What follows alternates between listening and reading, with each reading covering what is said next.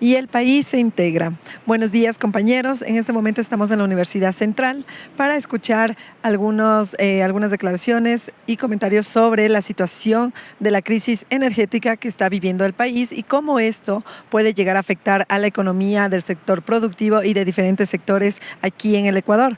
En este momento escuchemos de parte del catedrático y economista Patricio Almeida sobre este tema.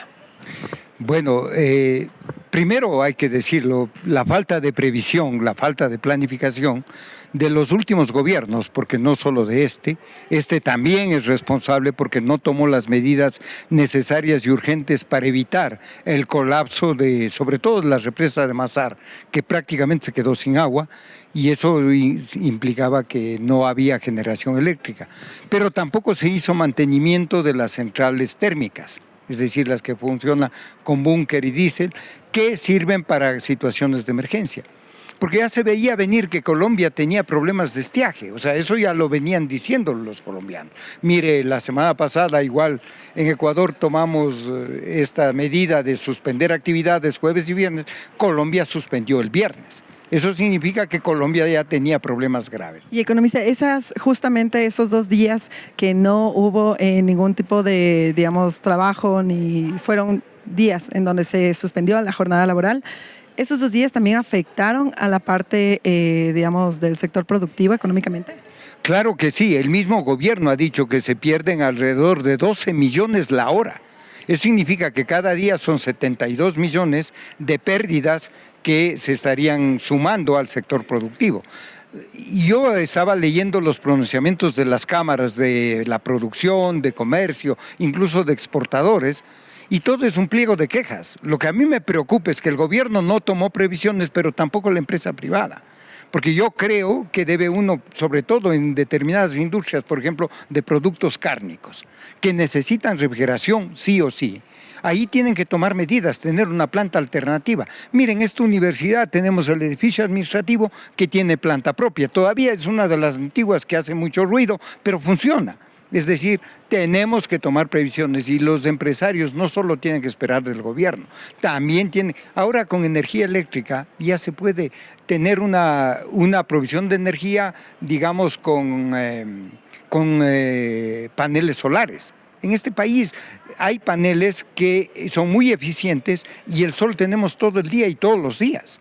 Entonces yo creo que hay una falta de previsión también de las cámaras. Ahí las cámaras de comercio han dicho que pierden 50 millones diarios. Las cámaras de exportadores hablan de 30 millones diarios. Todo el mundo habla de las pérdidas, pero yo creo que de aquí en adelante el gobierno tiene que tomar previsiones en planificar, en poder advertir problemas de estiaje y tomar medidas, y también la empresa privada, porque al final del día la empresa privada es la que pierde dinero porque se daña la producción. Justamente el ministro actual de Energía había mencionado que hay algunas medidas que están analizando para poder solventar esta crisis energética. Una de ellas es esto del tema de las barcazas, ¿no? ¿Eso es factible tanto económicamente como también para superar esta crisis lo más pronto posible? Para una emergencia, sí. Usted recuerde que a principios de este siglo, incluso finales del anterior, se contrataban las barcazas. En el gobierno de Félix Cordero incluso se contrató barcazas que se ubicaban en el puerto de Guayaquil y se conectaban al sistema nacional interconectado de electricidad. Son medidas emergentes. Se dice que el gobierno de Lazo ya pidió la venida de una barcaza. Se supondría que en 15 días está acá, o sea, no sé si esa barcaza estuvo ya parqueada en el Ecuador o está en otra parte del mundo, porque rotan, van viajando, porque es un barco, ¿no es cierto?, que genera electricidad, que tiene generadores en base de búnker y diésel, y eso se conecta al sistema nacional. Yo creo que es la medida emergente, pero son 15 días. Bueno, ha pasado ya más de una semana. Yo esperaría que la próxima semana por lo menos tengamos la energía de la barcaza, además de las lluvias que ya tenemos en el Austro, que es una buena noticia al final del día. Claro, pero por ejemplo, estos 15 o 20 días que puede tardar la llegada de las barcazas van a empeorar esa cifra que actualmente dio el ministro de Energía, ¿no? De que hay una pérdida económica de 12 millones por hora. ¿Cómo sería este panorama luego de unos 20 a 15 días? Claro, La medida es emergente, porque los apagones no son la solución para nada. Eso es una solución temporal, es una medida parche, porque si no vamos a tener que paralizar todos los días. O sea, es una medida parche, pero lo que llama la atención es cómo la ministra de Electricidad salía en la televisión a decir que no había problema y el presidente no estaba informado. Entonces, son cosas que yo creo que el nuevo ministro tenía que tomar de emergencia estas medidas. Barcazas primero, segundo, centrales termoeléctricas que necesitan mantenimiento de por lo menos 3 meses. Es decir, hay que priorizar las más urgentes, las de mayor capacidad o las que necesiten menos mantenimiento. Pero yo decía ahí, las alianzas públicos-privadas deberían funcionar ahí. Es decir, yo puedo encargar a una empresa privada, no solo a los técnicos del Estado, que me ayuden a arreglar, a hacer mantenimiento de las centrales térmicas que no puede el Estado. Es decir, todas deberían estar ahorita en mantenimiento, incluso con técnicos extranjeros. O sea, esto es una emergencia nacional y deberíamos contratar técnicos extranjeros y empresas extranjeras que nos ayuden a recuperar esa capacidad de generación de estas termoeléctricas, dado que la electricidad vía fluvial o con agua se está demorando. Coca-Cola Sinclair está con excelente cantidad de agua, pero está funcionando a medio gas, es decir, también falta mantenimiento. Es decir, ahí tenemos dificultades que tiene el gobierno superarlas inmediatamente porque las pérdidas se acumulan y el tiempo va pasando. Mire, aquí en la universidad tenemos que dar clases a media luz, lo estamos intentando, pero todo lo que se hace, presentaciones, con Infocus no se pueden realizar. Entonces los chicos tienen que usar otra vez papel para poder hacer sus presentaciones. Estamos volviendo a los años 70, 80, cuando éramos estudiantes y nos tocaba hacer eso, porque no contábamos con los servicios tecnológicos que tiene hoy.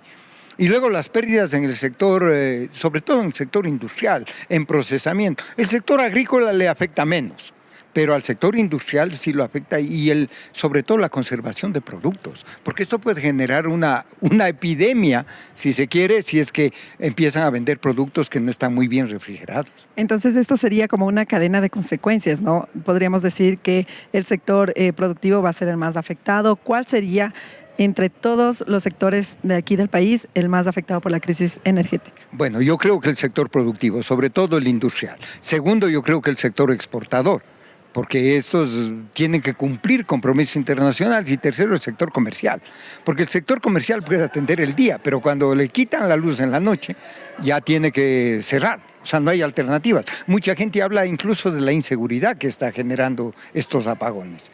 Entonces yo creo que por ahí está el problema. El sector de educación de alguna manera logra solventar con estas técnicas, pero el de la salud, por ejemplo, es emergencia. O sea, a un hospital no le puede quitar la luz y es lo que está sucediendo. Ahí hay que mantener eso, pero si es que hubiera un problema más grave, incluso los hospitales podrían sufrir las consecuencias de los apagones y eso no puede ser. Yo creo que el gobierno tiene ahorita prioridad 1, emergencia. Barcazas, técnicos extranjeros para que hagan el mantenimiento de las centrales térmicas y esperar que las centrales hidroeléctricas funcionen a plena capacidad y ojalá siga el sistema de lluvia. Ahí nos toca decir que Dios nos ayude, ¿no? Y justamente, aparte de esta crisis energética que estamos viviendo actualmente, se suma el hecho de que hace unas semanas, desde el 1 de abril, pues se hizo el incremento al IVA al 15%. ¿Eso también se suma a estas afectaciones o realmente no es tan palpable eso? Bueno, el IVA no le afecta al sector productivo porque ellos siguen vendiendo al mismo precio. Le afecta es al consumidor, al que va a comprar. Claro, el problema es que si a un trabajador o a un dependiente, ¿no es cierto?, que tiene una microempresa, le suben el IVA, ¿no es cierto?, a lo que compra o a lo que produce y luego tiene que aguantar los apagones. Yo creo que es un doble impacto. Pero normalmente es a los consumidores la subida del IVA. Es decir, al sector industrial, al sector productivo, incluso al comercial, no le afecta directamente. Más bien el efecto es al consumidor final, pero eso también crea una molestia. Yo me preocupaba que incluso en la consulta popular se vea reflejado esto. Pero parecería que no fue por ahí, sino que el tema del trabajo por horas y este arbitraje internacional más bien fue pensado, analizado y el resto votaron sí a la propuesta del gobierno porque es acabar con la corrupción. Porque también, mire usted, el problema de mantenimiento, el problema de que no haya las centrales hidroeléctricas que funcionen a plena capacidad, son por temas de corrupción. Incluso hay centrales que no se han recibido por el gobierno. Coca-Cola Sinclair todavía tiene dificultades y trabaja a la mitad de su capacidad por los temas de construcción, problemas de construcción, que a pesar de que costaron mucho más de lo que estaba previsto, sin embargo no cumple con el objetivo final de generar energía al 100%. Justamente en este momento que topa el tema de la corrupción en la política, hace poco pues se está llevando a cabo el juicio político, ¿no? Una solicitud de juicio político en contra de la exministra de Energía, Andrea Robo.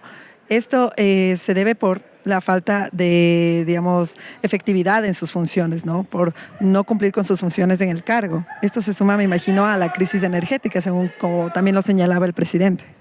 Yo ahí veo dos cosas. A mí me llamó la atención porque yo quería ver en qué era especialista la ministra, porque no advirtió a tiempo, porque ese era su trabajo. Y resulta que es formada en relaciones internacionales. Entonces uno dice, ¿por qué le pone de ministra a ella? Porque esa es propuesta del presidente, el presidente la puso. Y obviamente ella no conocía, tenía que contratar a la gente que creía conocía del tema.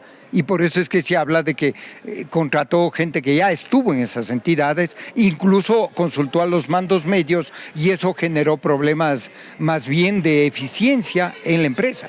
Porque eso tiene que cortarse, porque parecería que incluso el gobierno ha dicho que hay chantaje, que hay boicot, etcétera. Y uno se pregunta, si esa es la ministra de electricidad que boicotea al gobierno, eso no puede ser. Entonces, hay un problema también del presidente que no logró nombrar a especialistas, a gente responsable y sobre todo que le importa el país.